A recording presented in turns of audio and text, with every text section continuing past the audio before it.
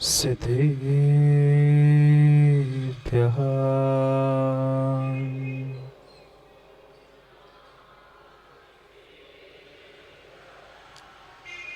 श्रीमत्परं गम्भीर स्याद्वाद्मोघलाञ्छनम् जियात्रैलोक्यनाथस्य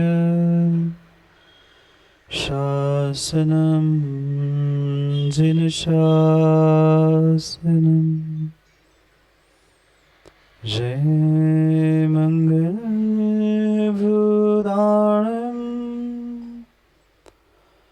विमलाणं नाणदंसनमयारं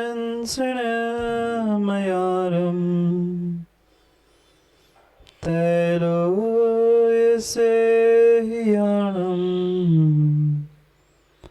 नमोऽस्यस्वसेताणम्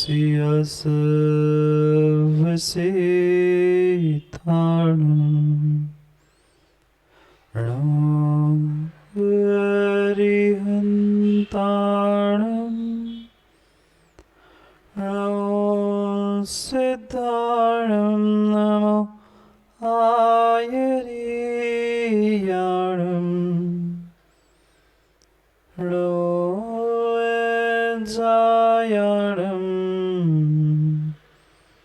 नमो लोय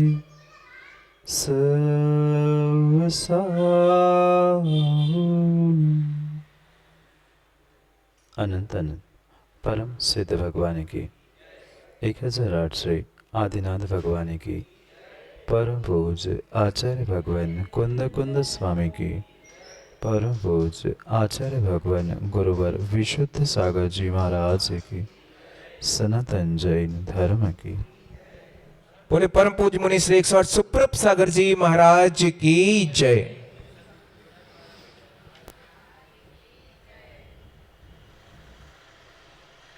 अंतिम तीर्थेश वर्धमान स्वामी के शासन में हमसे विराजते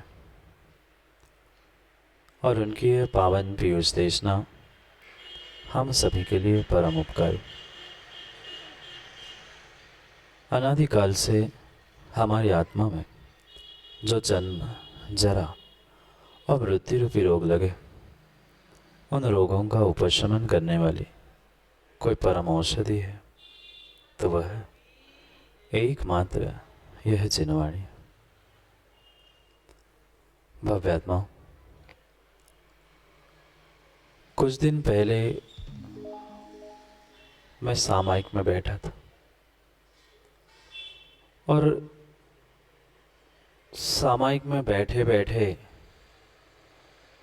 एक बहुत बड़ी चीख, बहुत बड़ी आवाज मैंने सुनी। मुझे ऐसा लग रहा था कि कोई मेरे कान में ही आकर चिल्ला रहा है, चीख रहा है, रो रहा है। मैंने सोचा कि सामायिक तो अपनी जगह पे है, दया भाव करुणा भीतर से एकदम से जागृत हुई और आंख खोल के देखा, ना आगे कोई था, ना पीछे कोई था, ना कान के पास कोई था। मैंने सोचा हो सकता है कुछ भ्रम हुआ हो।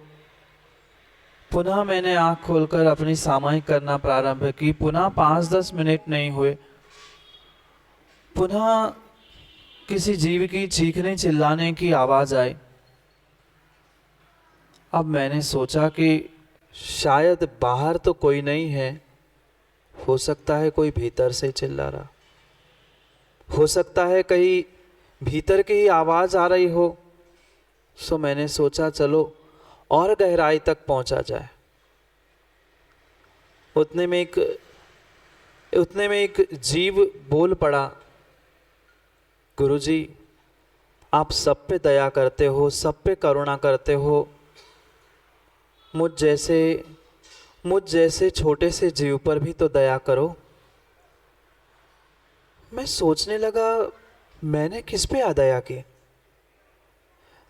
मैं तो अहिंसा महाव्रत का पालन करता हूँ, मैं सब जीवों पे दया के भाव रखता हूँ। वो कहता है गुरुजी, इस संसार में मेरे लिए आप ही एक शरण हो, आप जैसे दिगंबर गुरु ही मेरे लिए शरण हैं। बाकी कोई मेरी चीख, कोई मेरा चिल्लाना सुन भी नहीं पा रहा है। कम से कम आप सुन रहे हो तो मेरी दिल की बात सुन लो। मैं अपनी बात आपसे कहना आया हूँ और आप चाहो तो मुझ पर दया करुणा करके मेरी रक्षा कर सकते हो। मैं पुनः विचार में पड़ गया कि मैंने तो किसी पर अदया नहीं की, किसी को दुख पहुंचाने का प्रयास नहीं किया। ये जीव ऐसा क्यों कह रहा है? मैंने पूछा, पहले तू ये तो बता, तू है कौन और किस कारण से तू चीख रहा है, चिल्ला रहा है, क्यों रो रहा है, किसने तेरे साथ क्या किया? मैंने कुछ गलती की?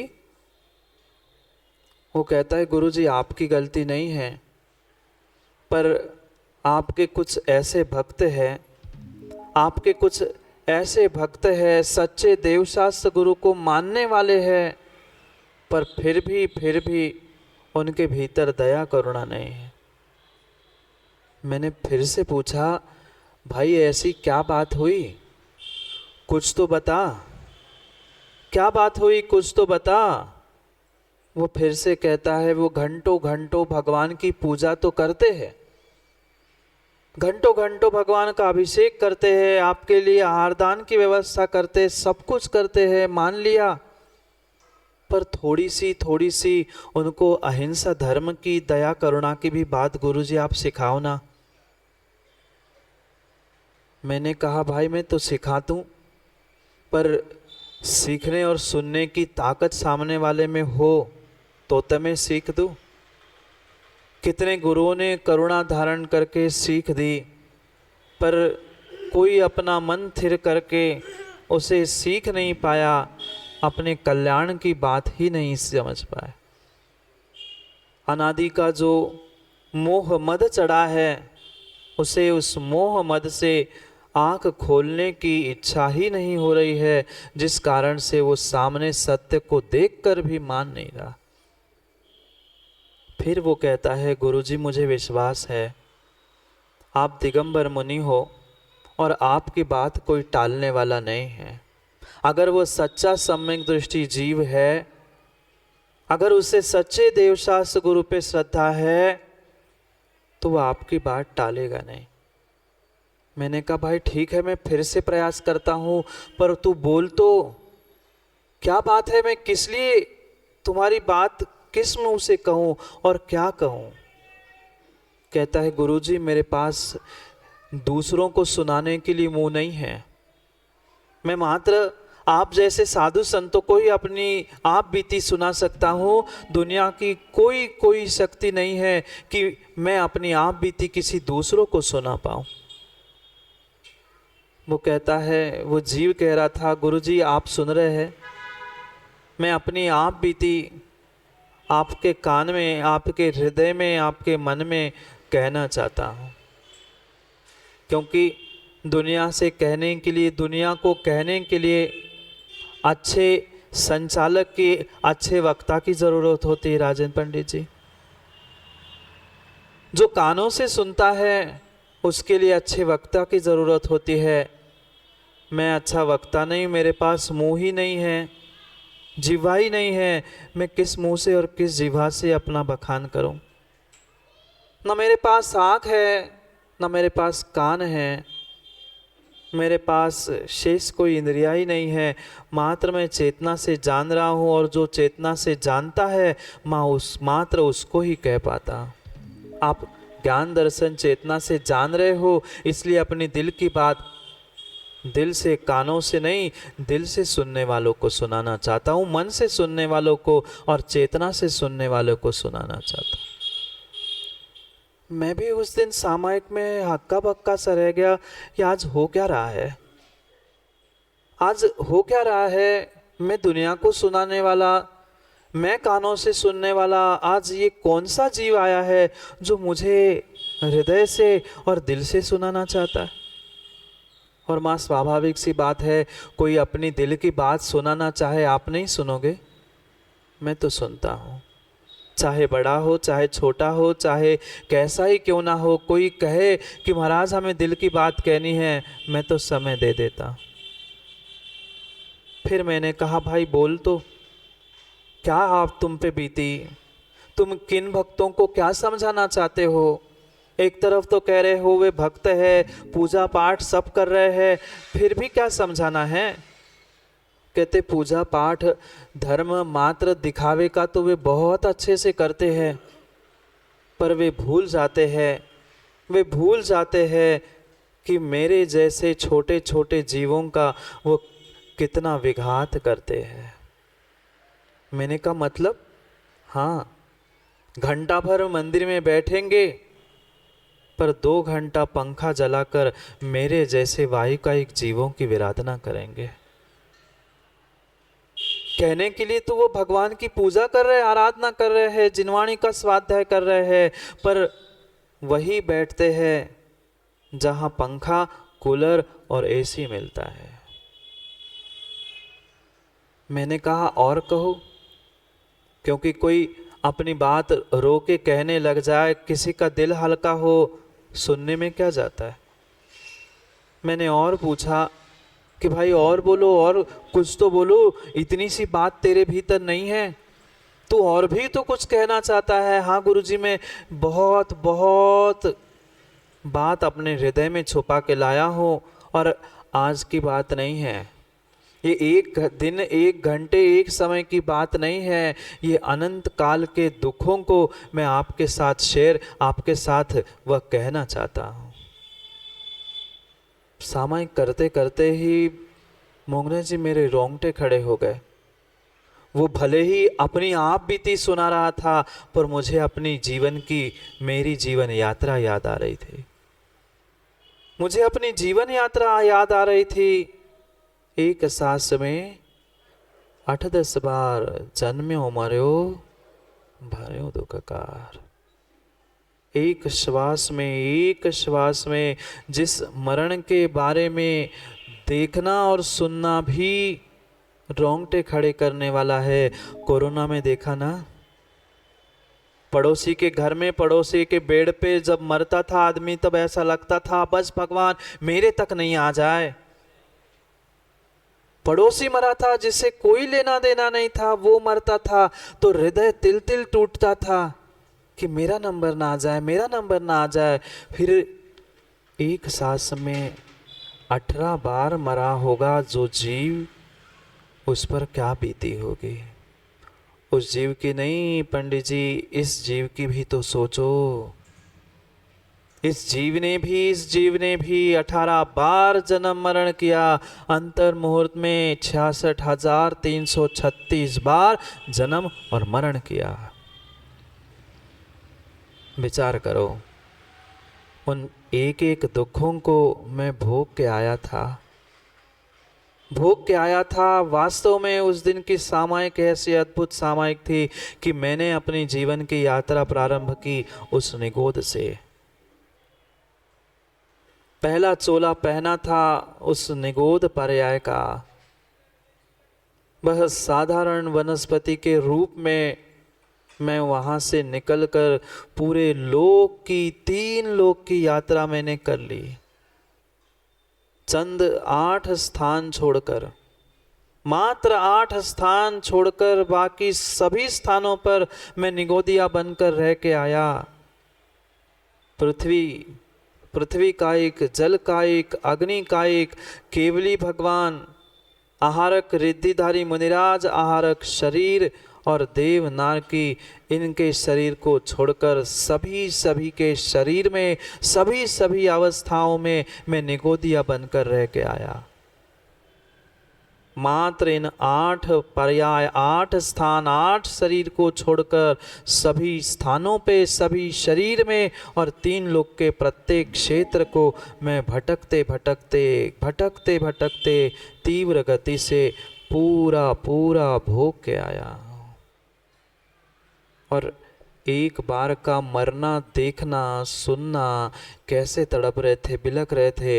वे लोग दिखाने आते थे मोबाइल पे कि ये बिलख रहे हैं, देखो महाराज जी ऐसा तड़प रहा है, वो कोरोना में मर रहा है। उनकी तड़पन और का दुख देखकर हृदय पसीज जाता था।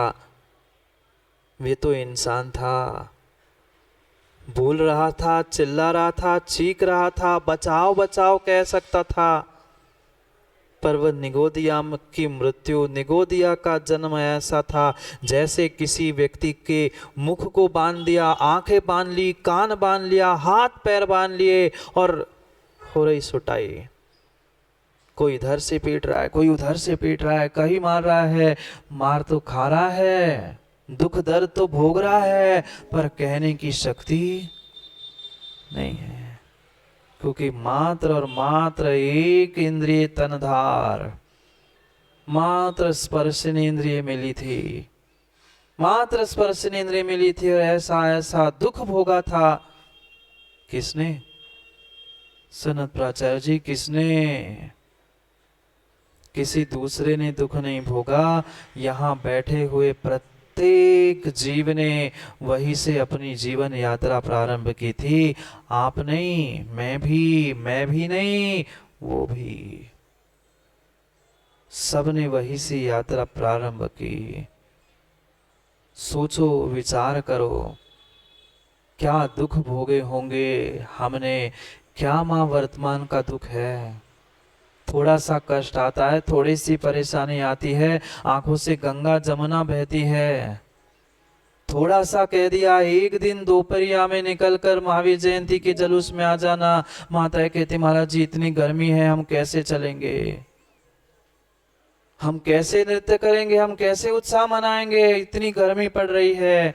जाके देख लो, याद कर लो उस निगोदिया पर्याय की, कहाँ गर्मी, कहाँ ठंडी, कहाँ कुछ नहीं विवेक था। अरे क्या गर्मी गर्मी गर्मी करके रो रहे हो, जब थोड़ा सा पुण्य का उदय आया था, थोड़ी सी लेशाओं में मंदता आई थी, वह अग्नि का एक, पृथ्वी का एक, जल का एक, पता नहीं कितने स्थानों पे पुनः भटके। दौड़ चल रही थी ना, सुख के लिए दौड़ चल रही थी। सोच रहा था इस निगोद पर्याय में, निगोदिया पर्याय में सुख नहीं है, चलो थोड़ा सा बड़ा व्यक्ति बन जाऊंगा, बड़ा जीव बन जाऊंगा, बड़ा आदमी बन जाऊंगा। आप भी तो लोग यही सोचते हो, बड़ा आदमी बन जाऊंगा, बड़ा ज्ञानी बन जाऊंगा, बड़ा व्यक्ति बन जाऊंगा। बड़ा बनने के बाद कुछ बड़ा मिला नीरज भाई? बड़ा तो मिला पर सुख नहीं। क्या मिला माँ? बड़ा सुख खोजने गए थे, बड़ा सुख के बदले में उससे भी बहुत बड़ा दुख खरीद के घर ले आए। परम सत्य बात यही है। अति पुण्य उदय मम आयो, बहुत बहुत बहुत पुण्य का जब उदय आया, तब जाके वह निगोद पर्याय से छूटकर, भले ही एक इंद्रिय थे, भले ही एक इंद्रिय पर्याय मिली थी, भले ही वह स्थावर पर्याय मिली थी, पर कम से कम वह भाव कलंक प्रचुरा, जो प्रचुर मात्रा में कलंक था, निगोद का कलंक था, वह छूटकर मंदलेशा, भद्र परिणाम, कषायों की मंदता आदि पुरुषार्थ के द्वारा जीव उस निगोदिया से थावर पर्याय को प्राप्त कर ली। अपने आप नहीं होता, ये बहुत अच्छे से वह पंडित जी समझने की आवश्यकता है। कोई भी कार्य संसार में अपने आप होता ही नहीं है। प्रत्येक कार्य बुद्धि पूर्वक ही छदमस्त को करना पड़ता है। बिना पुरुषार्थ के, बिना बुद्धि पूर्वक किए कोई कार्य संभव ही नहीं है। महा भी पुरुषार्थ था, निगोद से निकलने के लिए भी पुरुषार्थ था। मां पुरुषार्थ का मतलब मात्र शरीर का पुरुषार्थ नहीं है, ये था प्रचंड पुरुषार्थ निगोद से निकलने के लिए। भावों की विशुद्धि, लेशाओं की मंदता, कसायों की मंदता, इसके निमित्त से वहां से वह थावर बन गया। पढ़ा ना 5वें छंद में पंडित जी छड़ाला के माध्यम से ही मेरी जीवन यात्रा समझ रहे हैं। छड़ाला के माध्यम से मेरी जीवन यात्रा समझ रहे, आपकी आप जानो, मेरी जीवन यात्रा समझ रहे थे। एक श्वास में पढ़ो, याद है ना, एक श्वास में 8-10 बार जन्म्यो मर्यो भर्यो दुख भार, निकसी भूमि जल पावक भयो, पवन प्रत्येक वनस्पति थयो। कितने ज्ञानी है ना माँ। एक एक पंक्ति, एक एक शब्द, एक एक अक्षर ऐसे रटे ऐसे रटे ऐसे रटे, रट रट के रपट गए, पर भीतर कुछ अनुभूति नहीं कर पाए। कभी कभी उन जीवों की बात भी तो सुन लो। जिस जीव की मैंने बात सामायिक में सुन ली, मैं उसकी बात आप तक पहुंचाना चाहता हूँ। कम से कम उन जीवों पर मत करो माँ, बिल्कुल मत करो। इस जीव पर तो दया करो, अपने जीव पर तो दया करो। अगर उन जीवों पर दया नहीं करोगे तो जहां से निकले थे पुनः वही पहुंचोगे। बिल्कुल ये अटल सिद्धांत है, अटल सिद्धांत है। तुम जिन जिन जीवों की विराधना करोगे, अगर उसी समय आयु का बंध अपकर्षण काल आएगा तो चंदावली वाले पंडित जी, जीव वही वही वही पर्याय को प्राप्त करेगा। ऐसा नहीं है? बोलो ना, ऐसा ही है, चाहे मानो चाहे नहीं मानो। परम सत्य तो बात यही है। थावर की जतन न कीनी, उर्मे करुणा नहीं लीनी। पत्थर को तो सुनाया होगा ना माँ, पत्थर को तो सुनाया होगा ना। पत्थर के भगवान को तो जाके घंटों घंटों आलोचना सपाठ सुनाया ना। कई बार, दिन में 2-2 बार उस पत्थर के भगवान को जाके माथा फोड़ के आए, उनको सुना के आए। थावर की जतन न कीनी, उर्मे करना नहीं लीनी। उस भगवान को पत्थर के तो सुना के आए, पत्थर भगवान की आत्मा को सुना पाए? कल्याण नहीं होगा। घंटों घंटों खड़े रह लेना भगवान की पूजा अभिषेक के लिए, पर भगवान बाद में दिखते हैं। भगवान की वेदी पे अभिषेक बाद में होता है मोंगना जी। पहले वेदी के पास पहुंचने से पहले पंखे का बटन चालू होता है।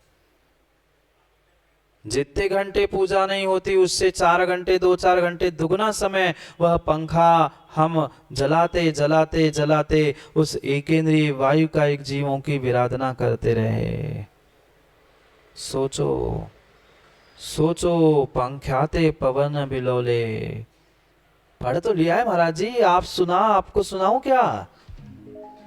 जब भगवान को सुना सकते तो आप कौन सी बात है, आपको भी सुना देंगे।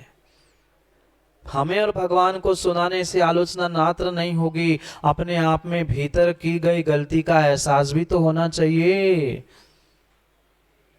वह चीख रहा था, चिल्ला रहा था, बचाओ गुरुजी, स्वामी जी, आप ही मेरी रक्षा कर सकते हो, आप ही समझा सकते हैं इन जीवों को, भद्र जीवों को। सम्यक दृष्टि जीव ही आपकी बात मान सकता है। क्या क्या दुख नहीं भोगे आपने?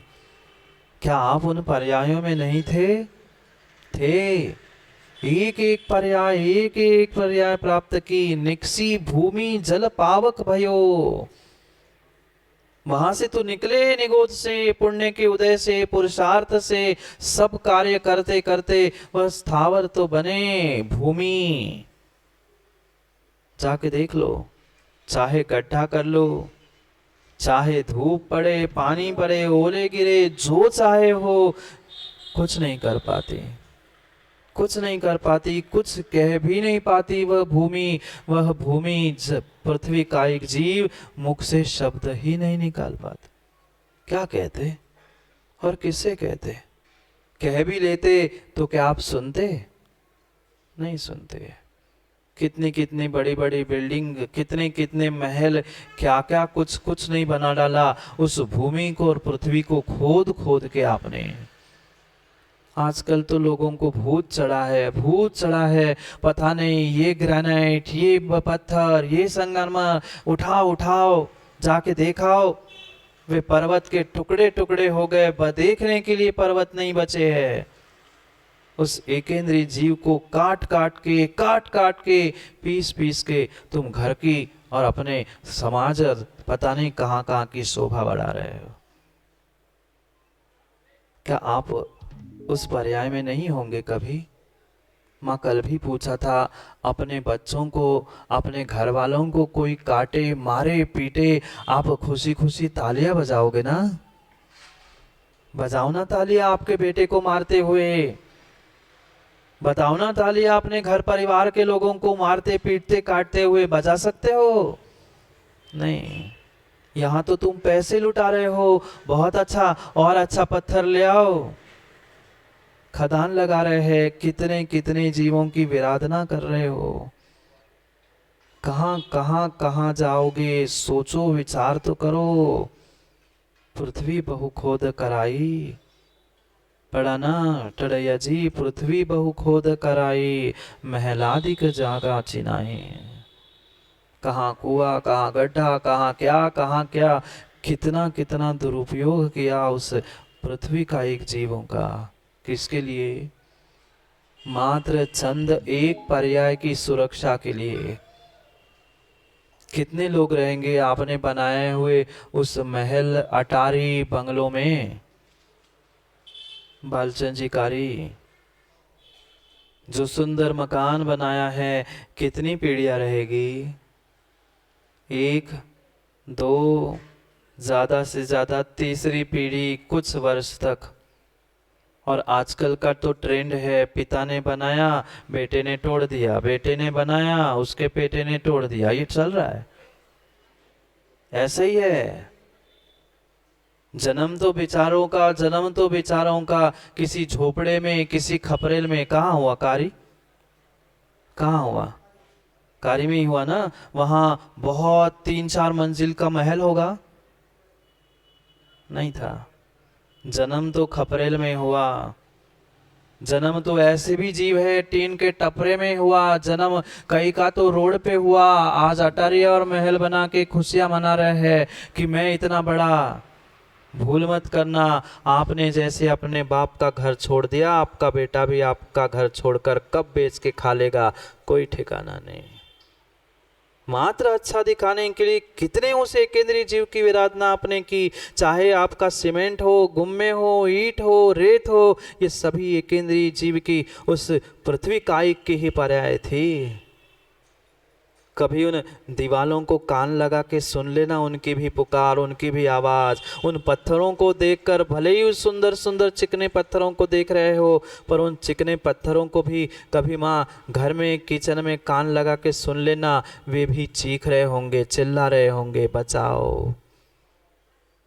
पर हमें दूसरों की चीख कहाँ सुनाई देती है? हमें दूसरों के दुख दिखते कहाँ हैं? हमें तो अपने सुख, अपनी शौक, अपने काम दिखते हैं। पोत लो अपने वे पाउडर भी पोत रहे हैं चेहरे पे, पता नहीं क्या क्या लगा रहे हैं। वो एक केंद्रीय जीव की, भले ही कह देना कोई जीव नहीं मरा, वो एक केंद्रीय तो था ही। वो कह रहा था जीव कान में बार बार कह रहा था, गुरुजी आप इतनी मेरी खबर समाज तक पहुंचा दो। कितनी विराधना कर रहे हो आप, उसमें थे, इसका तो कम से कम भान करो। उन पर्यायों में आपने भी ये दुख भोगे थे। आपको अगर कोई आज ऐसा दुख दे तो क्या होगा? फिर हम उनको दुख दे रहे हैं तो हमारा क्या होगा? विचार करो। माँ कितना प्रयोग आप जल का, पानी का करते नहीं करते? छनाई पानी लेते हैं ना, बोलो ना, छनाई पानी का प्रयोग करते हैं ना। पीने के लिए पूछ नहीं रहा हूँ, पीने के लिए नहीं पूछ रहा हूँ, बिल्कुल नहीं। पीने के लिए तो दिन भर में 2-4 लीटर पानी पीते हो, पर बाकी कामों के लिए वह पानी छान के ही प्रयोग करते हो ना। छानने का मतलब टोटी को छन्नी चिपका देना प्लास्टिक की, कपड़े की, उसका अर्थ छानना नहीं है। दोहरे छन्ने से, दोहरे कपड़े से, जिससे सूर्य की किरणें आर पार ना हो, ऐसे छन्ने से छना हुआ और विलछानी जगह पे पहुंचा हुआ पानी ही छना है, अन्य सभी पानी अनछना ही है। चाहे नल के टोटी पे तुम छन्ना लगा लो, जाके देख लेना नलों में कितने अच्छे छन्ने लगे हैं टोटी पे। कब बदलते हैं माँ? जब सड़कें गल के खराब हो जाते हैं, काले कलूटे हो जाते हैं, तब तक असंख्यात अनंत जीव मर चुके और यहाँ नारे लगा रहे अहिंसा परमो धर्म की जय, और मंदिर की टोटियों पे छन्ने लगे हैं, ऐसे कि सदियों से बदले नहीं हुए। ऐसी स्थिति है प्राचार्य जी, ऐसी ही स्थिति है। हम कहते नहीं हैं, देखते तो है। अब उस जीव ने पुकार लगा दी, उसने कहा कि आप कह दो सो कह रहा हूँ, नहीं तो मैं बैठा हूँ। मोंगना जी आप ही कहने आते हो महाराज जी चलो समय हो गया सो मैं कहने आता हूँ, अल्ली नहीं तो मैं तो कमरे में बैठा हूँ। वो जीव भी कह रहा था कम से कम कभी तो बोध कर लो। छने पानी का मतलब माँ टोटियों पे छन्ना टांग देना इतना नहीं है, डबल छन्ने से जिससे सूर्य की किरणें आर पार ना हो उतना, और बर्तन से दुगना छन्न कपड़ा है तो ही छन्ना है, और वह भी विलछानी जगह पे पहुंची है तो, अन्यथा वह पानी छना ही नहीं है। नल का पानी पीने वाला तो कभी पुण्यात्मा धर्मात्मा हो ही नहीं सकता, हो ही नहीं सकता नल का पानी पीने वाला। पता नहीं कितनी कितनी गंदगी मिलकर उसमें आ रही है। एक अच्छी बात पूछ लूँ क्या राहुल, सही सही बताओगे क्या? बता ही देना। तुम्हें किसी घर के में पहुँचे तुम, और घर में पहुँच के तुम्हें ग्लास में पानी पीने के लिए दिया, पानी तो बहुत ठंडा बहुत अच्छा था, ग्लास भी बहुत अच्छा था, पर थोड़ा सा गोबर लगा था ग्लास पे, पी लोगे? क्यों? पानी तो अंदर था, गोबर बाहर था। गोबर से क्या लेना देना था? गोबर अंदर जा रहा था क्या? बिल्कुल नहीं जा रहा था। फिर भी वह गोबर लगा हुआ ग्लास मुख तक ले जा पाओगे? यही कहेंगे अकल नहीं, मैं पानी पिला रहा, ग्लास तो साफ करके लाओ। उस ग्लास पे लगा हुआ गोबर तुम्हें दिख रहा है, पानी नहीं पिए जा रहा है, फिर वो नली पाइपलाइन कहाँ से आ रही है? देखा कभी? उसका तो बड़े चाव से पानी पी रहे हैं, वहां नहीं आ रही घिन तुम्हें? वहां घिन नहीं आ रही है, वहां तो बड़े चाव से नल का पानी है, बोर का पानी है, वे पाइपलाइन कहाँ से आ रही है? क्या क्या देखा कभी? ग्लास पे लगे हुए मल को देख के तो नाक सिकुड़ रहे, पर वो पूरी पाइपलाइन ही, वो छोटी छोटी नहीं बड़ी बड़ी पाइपलाइन भी देख लेना कहाँ से आती है। और विलछानी कहाँ डालते हो उसकी? फिर से टोटी में। एक बूंद माँ, एक बूंद विलछानी की जमीन पे पड़ी थी तो कई पर्यायों तक सुकरी कुकरी का पता नहीं कितनी कितनी पर्यायों में भटकना पड़ा। फिर आपका क्या होगा? आपका क्या होगा? सोचो विचार करो। महाराज जी हम एक बूंद थोड़ी नहीं डालते, हम तो बाल्टी ले, ऐसी स्थिति है। एक बूंद गिरी थी तो उनको पाप लगा था, हम एक बूंद थोड़ी गिराते, हम तो पूरे ही अनछना पानी वगैरह देते, हमें थोड़ी पाप लगे। विचार करो, उन पर्यायों में आप थे, मैं था, इस बात का विचार करते हुए हम कार्य करें तो उस पाप से उस कार्यों से आप बच सकते हो, अन्यथा बचने वाले नहीं हैं। कितनी विराधना की, कितनी विराधना की उस जल का की। पीने के लिए तो छान के लेते भी होंगे, पर क्या मर्यादा में छना हुआ पीते हैं? सुबह छान लिया, सुबह भर के छान के वो फ्रिज, ठंडी का गर्मी के दिन है बढ़िया, फ्रिज में रख दिया, फ्रीजर में रख दिया, सुबह छान के रख दी बॉटल, वो मटके में भर के रख दिया, अब शाम तक चल रहा है वही पानी। क्या पता नहीं 48 मिनट के बाद उसकी पानी की मर्यादा खत्म होती है? फिर प्रत्येक 48 मिनट के बाद बॉटल भर के रखते हो? प्रत्येक 48 मिनट के बाद मटका खाली करके सुखा के फिर भरते हो? नहीं भरते। नहीं भरते। अगर माँ वह मिट्टी का मटका पूरा सूखे बिना अगर उसमें पुनः अपने पानी भरा है तो वह अमर्यादित ही पानी है। मैं किसी को छोड़ने की नहीं कह रहा हूँ, बिल्कुल आप छोड़ो मत, पर जब जब वह ढक्कन खोल के वह मटके का पानी और फ्रिज का पानी पियो ना, तब तब सोच लेना मैं कितने जीवों को गटक रहा हूँ। विचार करना कि कितने दुख हमने उन जीवों को दिए हैं। आज कितने ही अपने आप को कोसना, मैं इतना धर्म करता हूँ, इतना करता हूँ, मैं दुखी क्यों? भाई दूसरों को दुख दे रहे हो, वे बेचारे बोल नहीं पा रहे, कह नहीं पा रहे, सो तुम अत्याचार करे जा रहे हो। मात्र शब्दों में पढ़ने से क्या होता है? हाँ हाँ मैं अत्याचारी, बड़ा है ना, वहां तो बढ़ रहे हैं, पर जिससे अत्याचार, जिस पे अत्याचार किए उन एकेंद्रीय जीवों से कभी क्षमा मांगी? हम काहे को मांगे? हम बड़े आदमी हैं, हम तो सेठ हैं, हम थोड़ी किसी से हम क्षमा मांगते। हम दो बजा के दे तो क्षमा नहीं मांगे, कहाँ के लगे आप? ऐसी स्थिति है। कहाँ एकेंद्रीय? हमें तो वे दिखते भी नहीं है। नदियन विच चीरे धुलाओ, कोसन के जीव मराओ। आज भले ही नदी पे जाके तुम कपड़े नहीं धो रहे हैं, वो अनछने पानी से जो साबुन सोडा डाल डाल के कपड़ों को धो रहे हो, उन जीवों की, एकेंद्रीय जीवों की क्या दशा हुई होगी? कभी विचार किया? बढ़िया साबुन शैम्पू और पता नहीं क्या क्या लगा के नहा रहे हो। वे नहाने के बाद अगर नहाते नहाते धोखे से कभी आँखों में गया तो क्या होता है? साबुन क्या होता है बताओ? क्या होती आंखें?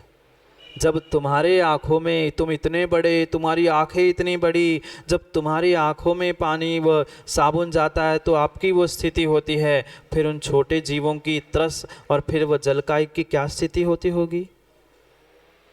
कभी विचार किया? समय कहाँ है महाराज जी इतना विचार करने के लिए? हमें तो बस पैसा दिखता है। घर का व्यक्ति कौन क्या कर रहा है, वह बहू बेटी कहाँ जा रही है, कौन क्या किससे बात कर रहा है, किसी को कोई मतलब नहीं है। बिल्कुल सत्य मोंगना जी, आप कितने ही धीरे से मुस्कुराना, पर घर घर की कहानी यही है। जो दुकान पे बैठता है, एक बार धन दिखने लगता है, उसे ना बहू बेटी माँ बहन कोई नहीं दिखता। कौन क्या कर रहा है, बेटा क्या कर रहा है, पत्नी क्या कर रही, कोई बात नहीं। पैसा आना चाहिए, धन दिख रहा है, धन दिख रहा है। धन के पीछे दूसरे के बारे में सोचना ही बंद कर लिया है। कितनी कितनी अग्निकायिक जीवों की विराधना की। क्या आप अग्निकायिक नहीं बने? वो जीव बता रहा था अपनी जीवन यात्रा कि भगवान आप बता दो, मैं अग्निकायिक भी बना हूं और कैसी कैसी विराधना अग्निकायिक की जरूरत नहीं थी, फिर भी अनावश्यक लाइट जलाई। जरूरत नहीं थी, घंटों घंटों चालू करके चले गए। कितनी कितनी विद्युत नष्ट हुई, और विद्युत के निमित्त से जो आप प्रकाश कर रहे हो, जो प्रयोग कर रहे हो, वह सब कुछ अग्निकायिक जीवों को नाश कर रहे हो।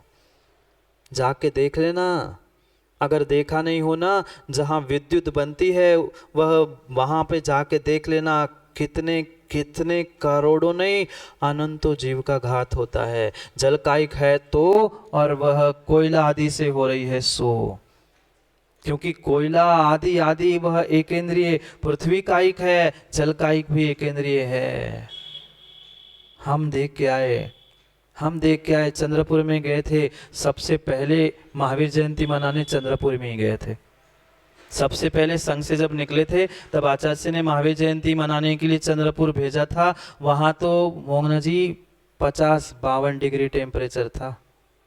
यहाँ कितना है? अभी 40-42 नहीं हुआ तो हाथ फुस करते लोग। 50-52 डिग्री टेम्परेचर में वह महावीर जयंती मनाई थी। बात वो नहीं, मैं बात बताना था। चंद्रपुर में वह खदान को भी देखा, और वही खदान से निकलकर पास में ही जो वह ऊर्जा यानी विद्युत बनाने का क्षेत्र है उसको भी देखा है। लगभग 4 या 5, क्यों महाराज जी, 5 मंजिल नीचे गए थे हम लोग। सीढ़ियां बनी थी 4-5 मंजिल, क्योंकि कोयला नीचे से निकलता है। 5 मंजिल नीचे गए थे। बाकी तो श्रावक वे मशीन से गए थे, हम एक एक एक एक सीढ़ी पहुंचते नीचे गए थे। नीचे 2 मिनट भी नहीं रुक पाए संजीव भाई, ऑक्सीजन नहीं थी। बस देखा और 2 मिनट में वापस आ पाए। वहां जीव जी रहे, वो एक इंद्रिय जीव थे। वहां आप भी हो सकते थे, इंसान नहीं, कोयला बनकर। पहले तो कोयले को वहां से तोड़ा, उसको आघात किया और जाके वहां जला के पुनः विद्युत की, पुनः विद्युत को पुनः जलाया, पुनः अग्नि का एक जीवों की हिंसा की। कितनी कितनी कितनी हिंसा और कितना पाप का ये चक्र चल रहा है। कभी तो विवेक करो, कभी तो भान करो, कभी तो इसे तोड़ने का प्रयास करो। अभी बहुत बहुत विवेक, बहुत सारी समझ और बहुत सारा समय आज भी हमारे पास है। अभी भी नहीं समझो तो कभी भी नहीं समझो। समझ लो अपने आप को। वह अग्नि काय की, जल काय की, पृथ्वी काय की कितनी विराधना की। वह जीव बिलक रहा था, कह रहा था गुरुजी एक एक पर्याय हमने भोग ली है, एक एक पर्याय हमने प्राप्त कर ली है। अब मैं दुख आपसे क्या कहूँ। मैंने भी वही कहा, बस अब तुम्हें कहने की आवश्यकता नहीं है। मुझे अपनी भी आप बीती याद आ गई, मैं भी वहां था। मैंने भी एक एक पर्याय ये प्राप्त कर ली, और वो भी एक बार नहीं अनंतों बार। इन सभी पर्यायों को मैं भोग चुका हूं। क्या बताए माँ, कोई समान दुख वाले मिलते हैं, कोई अपना मिलता है तो कैसे होता है। वैसे ही दुख हो और कोई मायके से आ जाए सो। थोड़ा सा दुख था, अब तो फूट ही पड़ते हैं, रोना ही फूट पड़ता है। ऐसे उस जीव के साथ हुआ। उसको जैसे मैंने कहा, अरे तू क्या अपनी अकेले की आप बीती बता रहा है, ये तो मेरी भी आप बीती है, ये तो मैं भी बीत चुका हूँ, ये तो मेरी जीवन यात्रा है। वो पुनः बिलक बिलक कर रो पड़ा, गुरुजी फिर तो आप पर बीती है, आप भी तो इन पे बीती हुई, उनको आप बता दो कि आप अभी नहीं संभलो तो कभी नहीं संभलो। उन एक एक पर्यायों को आपने प्राप्त कर लिया है। मात्र कोरे शब्दों में आलोचना पाठ पढ़ते हुए पापों की निर्जरा होने वाली नहीं है। वैसी भीतर से निंदा करहा करते हुए अपने भावों को बनाने का प्रयास करो। पृथ्वी का एक, अग्नि का एक, जल का एक, वायु का एक, वायु का एक जीवों की भी कितनी ही विराधना। भगवान पे तो वे मात्र 64 चमर होते हैं, तुम्हारे ऊपर कितने सुदर्शन चक्र घूमते हैं।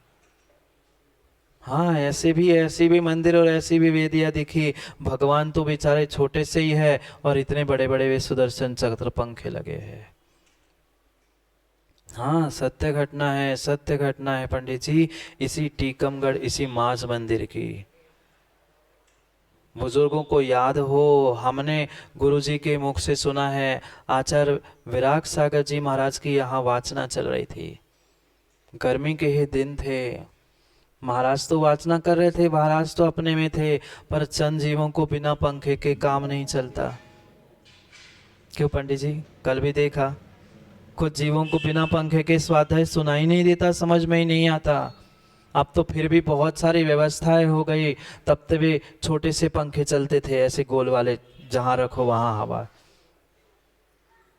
गुरुजी तो यहाँ स्वाध्याय कर रहे थे, आचार्य विराग सागर जी पढ़ा रहे थे, मुनि वहाँ शायद एलक जी थे कि सुलक जी थे, विशुद्ध सागर जी पढ़ रहे थे, सुलक थे, वे पढ़ रहे थे। और पढ़ते पढ़ते अचानक ऐसा हुआ, अब वो छोटा सा ही पंखा था, नीचे ही से था, स्वाध्याय सब श्रावक नीचे पढ़ के सुन रहे थे, पढ़ के बैठ के सुन रहे थे, श्रावक थे, विद्वान थे, अब सबको पंखा चाहिए था। कल देखा था ना माँ, वो चूहा कैसा फुदक रहा था।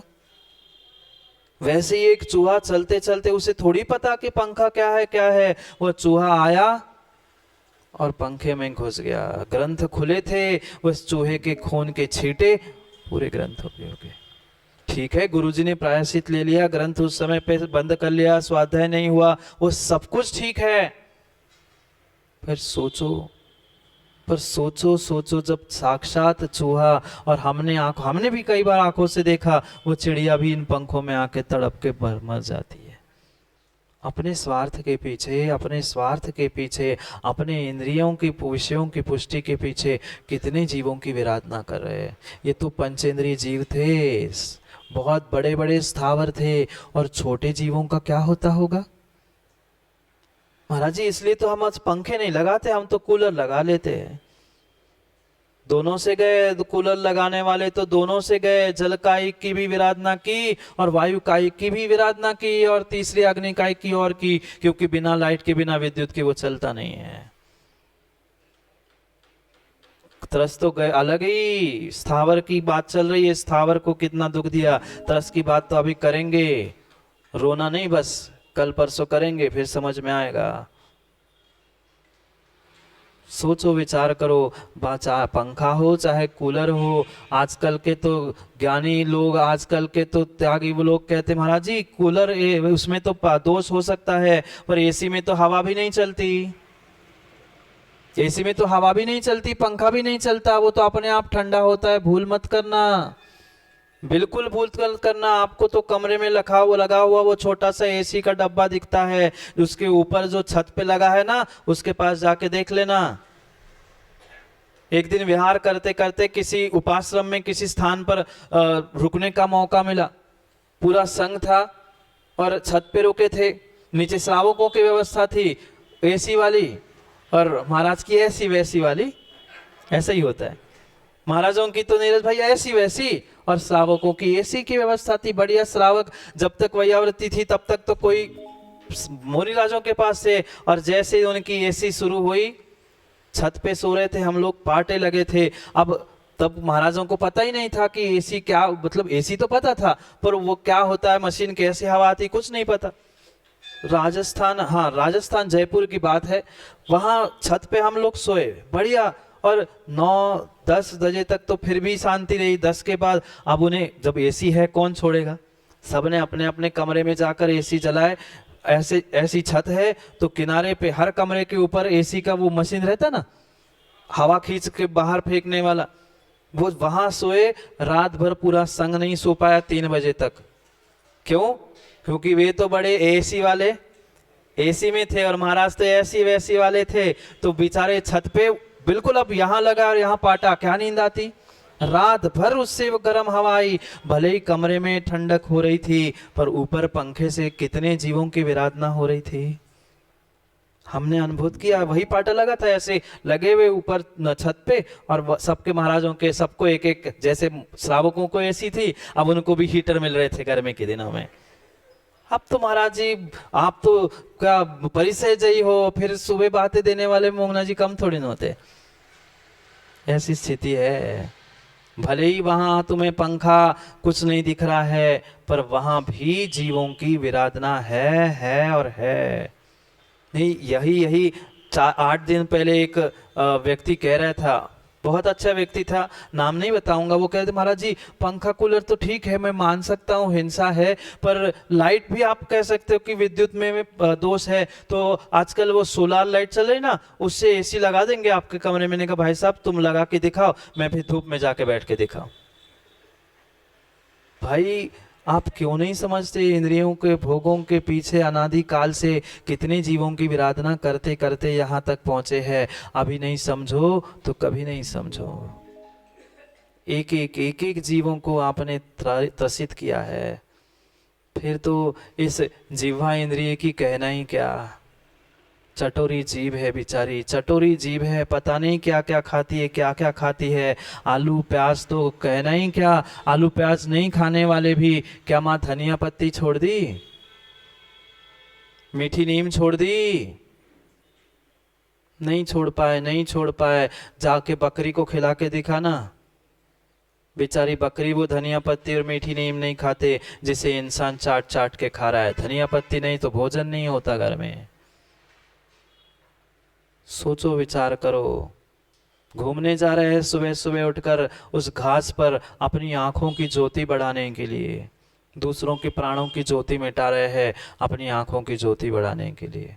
जाके देख लो, गार्डनों में घास पे घूमने वाले मिलेंगे आपको, किस लिए घूम रहे? आंखों की ज्योति बढ़ती है।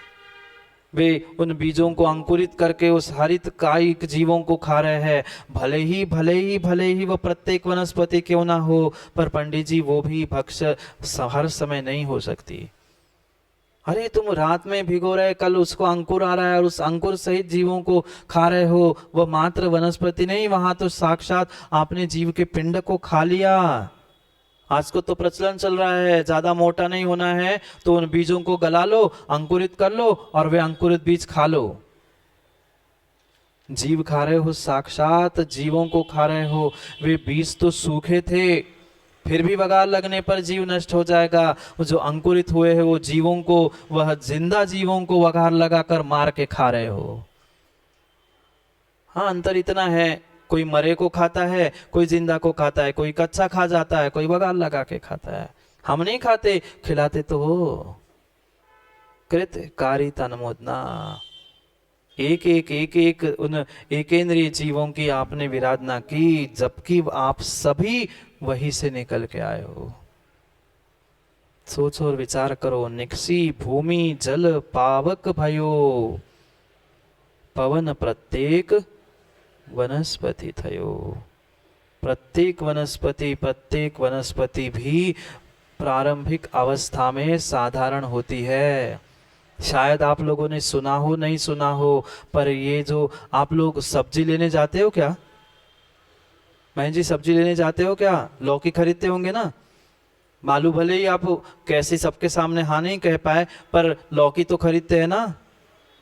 वह लौकी जो खरीदते हो ना, वो भी अगर आपने व्यवस्थित नहीं खरीदी है तो आप वह खाते हो क्या? साधारण वनस्पति के रूप में माँ अभक्ष से खाते हो। आप भी तो खोज खोज के लाते ना लौकी, कड़क कड़क लौकी ले आते ना, बोलो ना।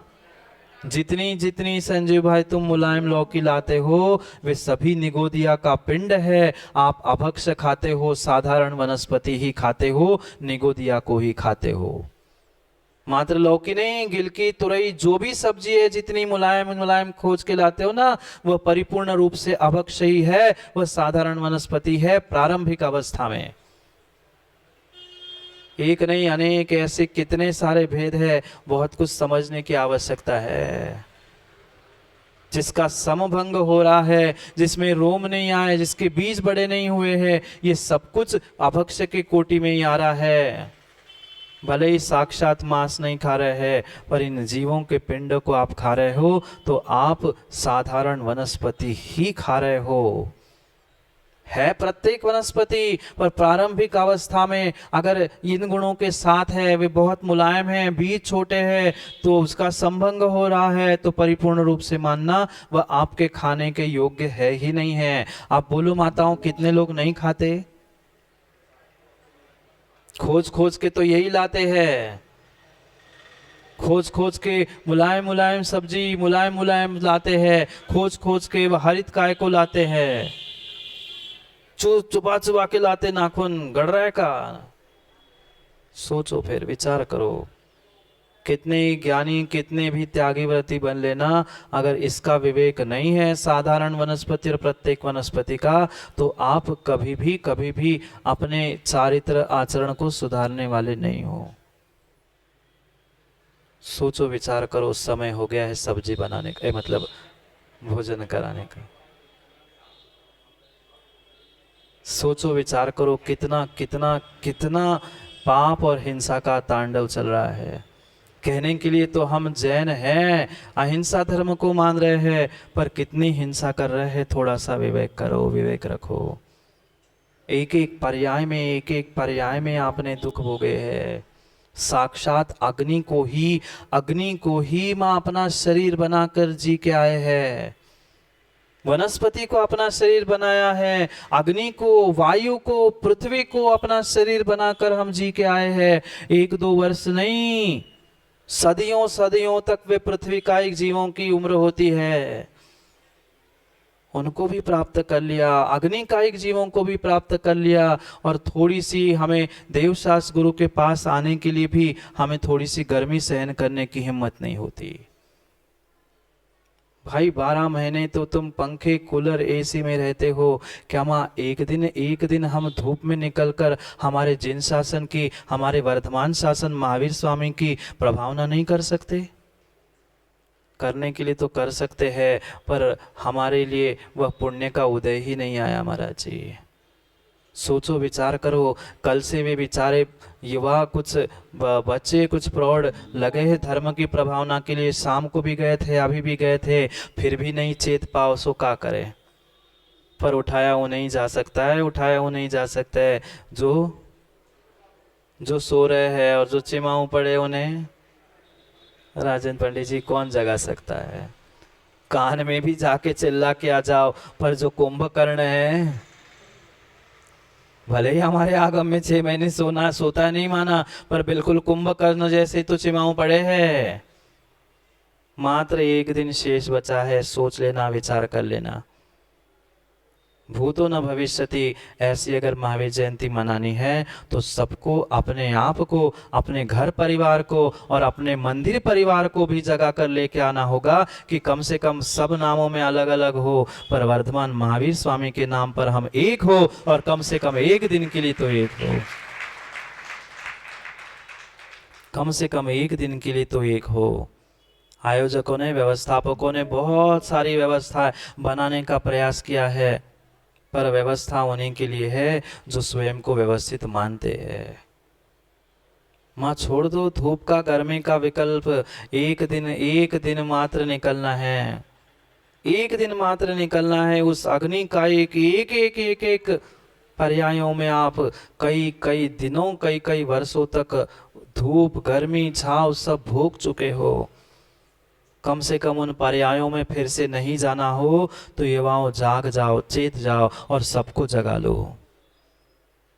ऐसे स्वयं जाग जाओ, ऐसे स्वयं जाग जाओ कि आपके अड़ोस पड़ोस के भी अपने आप जाग जाए। ठीक है आपके मतों में भेद हो सकता है राजेंद्र पंडित जी, पर मत भेद हो, मन भेद नहीं हो। क्या करे, उन्हें पुरुषों को ज्यादा गर्मी लगती है।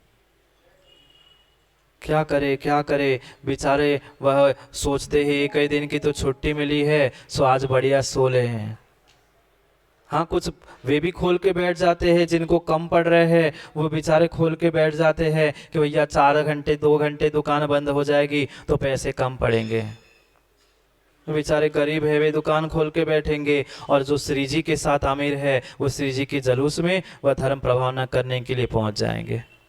मुझे विश्वास है जो सम्यक दृष्टि होगा ना, वह मोंगना जी कभी बहाने दे के घर में नहीं बैठेगा, और ये भी नहीं सोचेगा हमारे द्वार पे भगवान आए सो हम मिले। नहीं तो हम ऐसे हम भगवान आने तक की राह देखते, अच्छा 3 बजे मेरे पास आते हैं तो हम 2:45 बजे तैयार होकर गेट के सामने खड़े। ऐसे नहीं करना।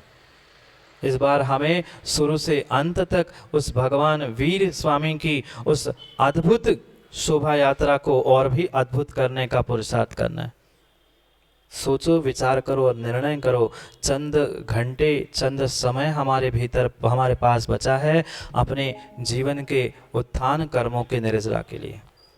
नहीं तो अभी गर्मी ठंडी आदि करते हुए तड़पते रहेंगे, परेशान होते रहेंगे, तो पुनः वही पर्याय में पहुंचना पड़ेगा। उससे बचना है तो सोचो समझो, समय हो गया है, समय हो गया है। पुण्यात्मा ही जीव अपने तन मन धन समय को समर्पित करते हुए उस 1.5-2 दिन के कार्यक्रम में अपने आप को समर्पित कर सकता है। आ गए वे घूम के, सोचो वो उतना कर सकते हैं, तो आप लोगों की भी कुछ जिम्मेदारी होती है कि आप भी कुछ अपने धर्म के लिए, अपने वीर शासन प्रभु के लिए कुछ ना कुछ करते रहे, तो ही हमारा काम होगा। मैं मानता हूँ सबकी योग्यता एक सी नहीं होती, सबकी शक्ति भी एक सी नहीं होती, पर कुछ ना कुछ हम अवश्य करें। जिसके पास जो है वो समर्पित करे और अपने धर्म, अपने जिन शासन, इस नमोस्तु शासन की इस धुरा को जयवंत करने का प्रयास करे। समय कितना बचा है मोंगना जी? घड़ी का तो हो गया, प्रवचन का भी हो गया, मेरी जीवन यात्रा का भी हो गया, पर महावीर जयंती की यात्रा का मात्र कल का सुबह का समय है, शाम को भी हमें उत्साह के साथ वह अद्भुत कार्य करना है, क्योंकि कार्य की पूर्व बेला में जितना उत्साह होता है उससे दुगना उत्साह उस दिन होता है। इसलिए हमें 13 और 14 दोनों दिन मिलकर उस हमारे वीर शासन नायक वीर प्रभु की उस जन्म जयंती जन्म महोत्सव को अद्भुत रूप से मनाने का पुरुषार्थ करना है। इसलिए समय पर समय की बात के लिए, और भी क्योंकि अभी तो ये पूर्वार्ध चल रहा है, अभी तो ये महावीर जयंती का पूर्वार्ध चल रहा है। महावीर जयंती की उत्तरार्ध में महावीर भगवान ने जो संस्कारों की बात कही है, उन संस्कारों को भी उपनयन संस्कार आदि आदि के माध्यम से हमें समझना है और प्राप्त करने का प्रयास करना है। इसलिए सुबह पर समय पर नहीं आएंगे ना? जहाँ जहाँ जिस जिस मंदिर जिस जिस कॉलोनी से लोग यहाँ बैठे हैं, वे वह आरती करने युवा आपके मंदिर में पहुँच ही रहे हैं। और ये भी निर्णय करें कि सब मंदिर से, बाबूलाल जी आपके भी अस्पताल मंदिर से कुछ ना कुछ ऐसी व्यवस्था होनी चाहिए। मैंने तो जो आता है उनसे यही कह रहा है, राजेंद्र पंडित जी आप भी कुछ कर सकते हो तो कर लेना। धर्म की प्रभावना में भी भले ही एक चुटकी भर सहयोग है, पर वह सहयोग भी तुम्हारे लिए परमात्मा बनाने के लिए निमित्त बन सकता है। अपनी अपनी डीजे अपनी अपनी झांकी की व्यवस्था कर लो, जिसकी जितनी शक्ति है उतने शक्ति से कर लो, और बृहद स्तर पे हमें उस महावीर जयंती को मनाना है। इसलिए हम अपने भावों को बड़ा करते हुए समय पर समय की बात के लिए समय पे मिलते हैं। अभी पूरा हुआ नहीं, पहले उठ के खड़े हो गए। जिनवाणी तो पूरी हो जाओ माताओं, अभिनय कर रहे हैं हम जिनवाणी का, इसलिए ऐसा कार्य ना करें। उत्कृष्ट कार्य के लिए उत्कृष्ट भावों के साथ समय पर समय की बात को समय पे समझने का प्रयास करते हैं, क्योंकि समय पे किया गया काम समय को दिलाता है। बोली भगवान महावीर स्वामी की जय।